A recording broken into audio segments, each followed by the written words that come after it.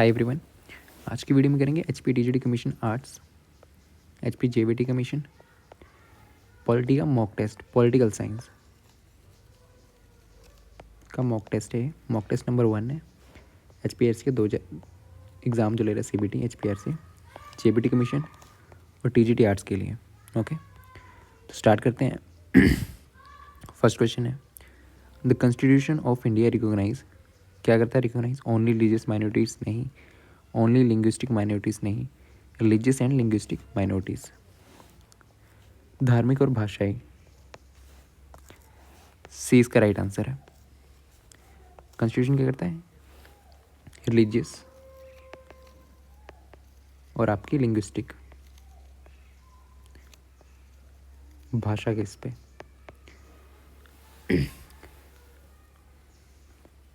Article कौन सा protect करता है इसको? आर्टिकल 29 प्रोटेक्ट करता है दोनों को, रिलीजियस और लिंग्विस्टिक, एनीवेयर। ठीक, प्रोटेक्ट करता है इन दोनों को, रिलीजियस और लिंग्विस्टिक को। आर्टिकल 28 और आर्टिकल आपके 350 है, 350B। इसमें लिंग्विस्टिक मिनोरिटीज डिफाइन है। ओके, ऑप्शन सी इसका राइट आंसर है। नेक्स्ट क्वेश्चन है, which of the following words has been added to the preamble. निम्नलिखित में कौन से words has been added to the preamble by the constitution 42nd amendment act 1976। 42nd amendment act 1976 में कौन से word add करे गए थे?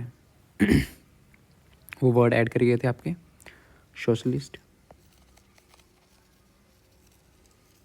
इंटीग्रिटी और सेकुलर। ठीक है, तो इसका राइट ऑप्शन 1 इसका राइट आंसर है। सोशलिस्ट, सेकुलर, इंटीग्रिटी, यूनिटी नहीं, डेमोक्रेटिक भी नहीं, डेमोक्रेटिक नहीं। ऑप्शन 1 इसका राइट आंसर है। समाजवादी, धर्मनिरपेक्ष, अखंड। ये आपको जब 1976 में अमेंडमेंट हुआ था, तब हुआ कब था? इमरजेंसी पीरियड के टाइम हुआ था। इमरजेंसी पीरियड 1976 उस टाइम पे हुआ था अमेंडमेंट एक्ट। तो आपके वर्ड्स कौन कौन से ऐड करे गए थे? सोशलिस्ट, समाजवादी, सेकुलर और इंटीग्रिटी। ओके, ये 3 वर्ड ऐड करे हुए थे।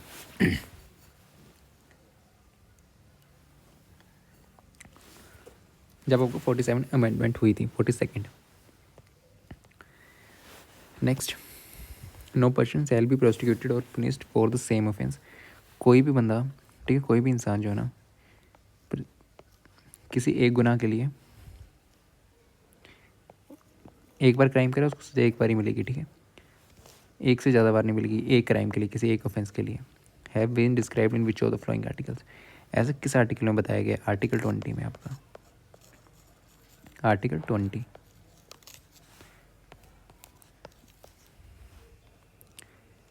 Next, writs can be issued for the enforcement of fundamental rights by. Writs जो है can be issued for the enforcement of fundamental rights by, किसके द्वारा ये कर सकते हैं? Issue can be issued the enforcement. ठीक, मौलिक अधिकारों का परिवर्तन के लिए रिट जारी की जा सकती है। किसके द्वारा की जा सकती है? डिस्ट्रिक्ट कोर्ट द्वारा, सुप्रीम कोर्ट, प्रेसिडेंट, बहुत सुप्रीम कोर्ट है, हाई कोर्ट। तो ऑप्शन डी इसका आंसर है। सुप्रीम कोर्ट द्वारा भी कर सकते हैं और हाई कोर्ट द्वारा भी। ओके, सर्वोच्च न्यायालय, उच्च न्यायालय, दोनों द्वारा। नेक्स्ट क्वेश्चन है आपका, which among the following is not a pluralist thinker. Pluralist thinker कौन सा नहीं है? नहीं पूछा, और नोट।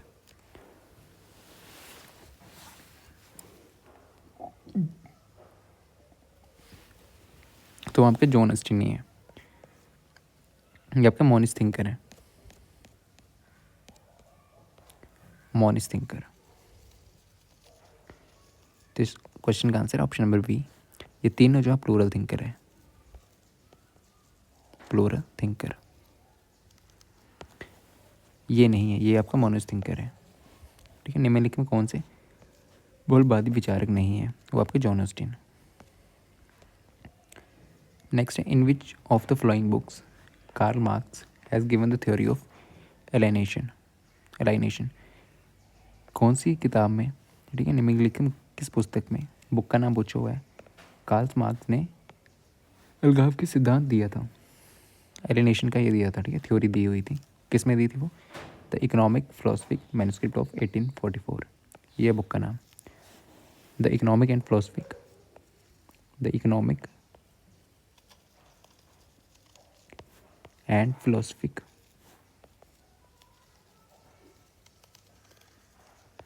मैन्युस्क्रिप्ट ऑफ 1844,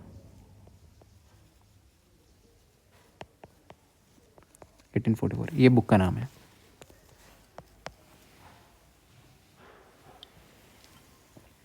ओके, जिसमें थ्योरी की दी हुई थी आपकी एलिनेशन की। Theory of alienation Karl Marx के द्वारा किस बुक में दी गई थी? The economic and philosophy manuscript of 1844।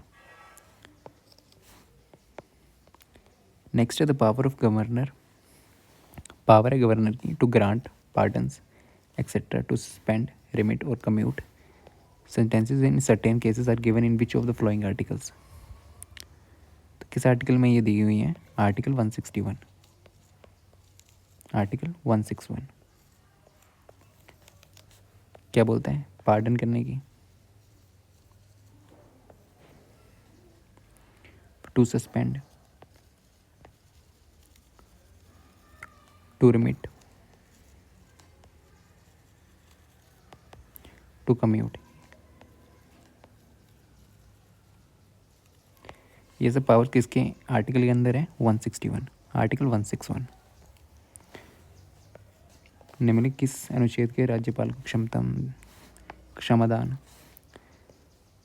कुछ मामलों में सजा माफ़ करने, ठीक है, ये कम करने की शक्ति किस में दी गई है? आर्टिकल 161 में।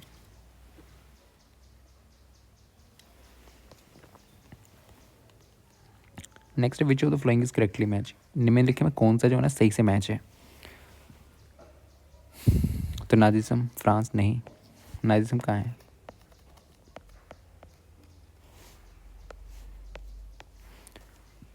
जर्मनी, ठीक है, नाजिज्म किसका है? जर्मनी। फिर गिल्ड सोशलिज्म, ये जर्मनी नहीं, गिल्ड सोशलिज्म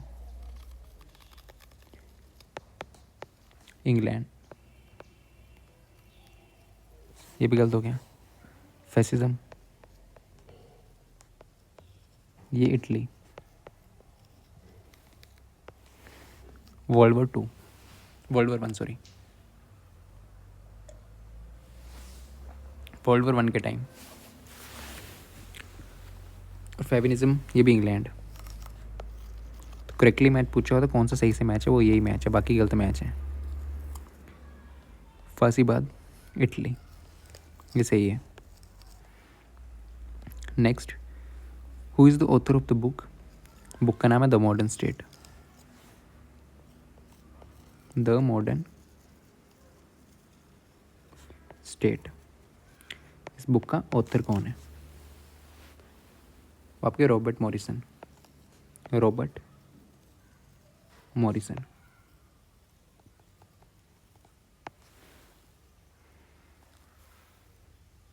ठीक है, रॉबर्ट मॉरिसन मैक्लिवेयर, ठीक है, ऑप्शन ए इसका राइट आंसर है। Next, identify the correct chronological sequence, ठीक है, करेक्ट बताना है, क्रोनोलॉजिकल सीक्वेंस बताना है, जो पहले वो पहले, उसके बाद उसके बाद उसके बाद। Round table conference, Quint India movement, formation of Indian national Congress, Simon commission.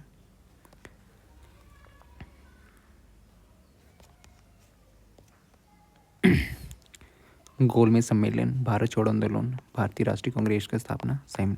सबसे पहले कौन हुआ? वो पहले, सबसे लास्ट में बाद में। तो सबसे इनकी डेट्स, नेशनल कांग्रेस कब बनी थी? भारत छोड़ो आंदोलन 1942,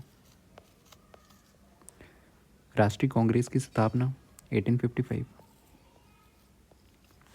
फिर साइमन कमीशन 1927। फिर ये राउंड टेबल 1930 से 1932। तो सबसे पहले कौन है? कांग्रेस थर्ड सबसे पहले आएगा, ऑप्शन से हो जाएगा, ठीक है। फिर थर्ड 2 में ऑप्शन है, बाकी तो क्या है। फिर कौन है? ये तो हो गया। फिर क्या था? 1927 फोर्थ, सेकंड के बाद फोर्थ, तो थर्ड और सी इसका राइट आंसर है। फोर्थ, फिर फर्स्ट, फिर सेकंड। ओके, तो यही ऑर्डर है, ठीक है। जो पहले वो पहले लिखना था, जो बाद में वो बाद में लिखना था, ठीक है। इस ऑर्डर में यही है। नेक्स्ट क्वेश्चन है, in which of the following articles of the Indian constitution, भारतीय संविधान के निम्नलिखित में किस अनुच्छेद में यूनियन स्टेट्स एडमिनिस्ट्रेटिव रिलेशन में have been describe? Union states के एडमिनिस्ट्रेटिव रिलेशन किस में डिस्क्राइब है? वो आर्टिकल आपके 256 से लेकर 263।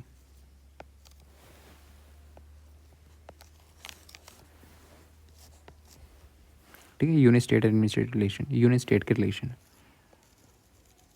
यूनियन स्टेट रिलेशंस, संघ राज्य रहा, ठीक है। आर्टिकल किस में है ये? 256 से 263 तक। नेक्स्ट है, हु सेड, किसने कहा था, state come into being for the shake of life and it continues for the shake of good life? किसने कहा राज्य का गठन जीवन के लिए हुआ था और ये अच्छे जीवन के लिए अस्तित्व में है? ये किसने कहा था? ये कहा था अरिस्टोटल ने, आपका Aristotle.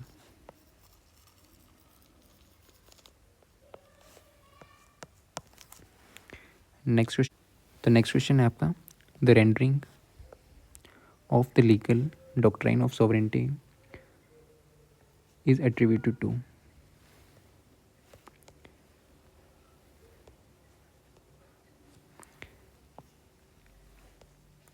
sovereignty is attributed to legal doctrine. The rendering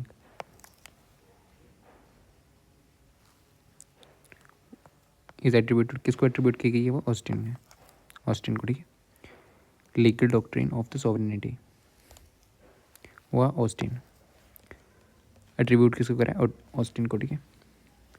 next, who has open that man can be force to be free? ये किसने ओपन करा हुआ था, किया था? मनुष्य को स्वतंत्र होने के लिए विवश किया जा सकता है। ये किसने करा था आपका? जेरसोई, सोयू रूसो, डी इसका राइट आंसर है। ये किसने कहा था? जेरसोई। Next, who was the first to use the term bureaucracy? Bureaucracy का सबसे पहली बार इस टर्म का यूज़ किसने करा हुआ था? वो आपने करा हुआ था विंसेंट डे गौर ने, विंसेंट ने करा हुआ था पहली बार ब्यूरोक्रेसी वर्ड का यूज़, टर्म, ठीक है। Who was the first to use the term bureaucracy? वो आपके विंसेंट डे गौर ने। नेक्स्ट है, which of the following approaches has two main demands? इनमें से निम्नलिखित में कौन से अप्रोचेज हैं, उनकी डिमांड्स हैं? दो मेन डिमांड होती हैं, ठीक है। रेलिवेंस और आपकी एक्शन।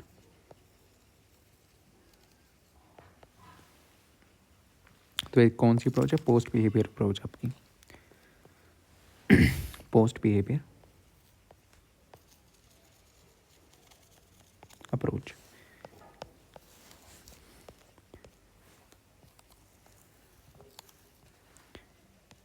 नेक्स्ट है, to uphold and protest the sovereignty, unity and integrity of India, provision made in the, ये किसमें प्रोविजन एक थी?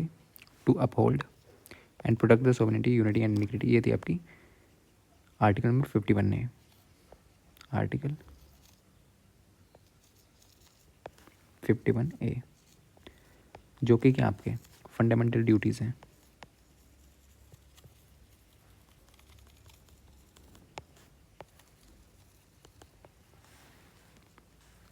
नहीं, फंडामेंटल ड्यूटीज़, डी इसका राइट आंसर है, D. Next, according to the article 263 of Indian Constitution, an interstate council may be established by whom of the following? ठीक है, interstate council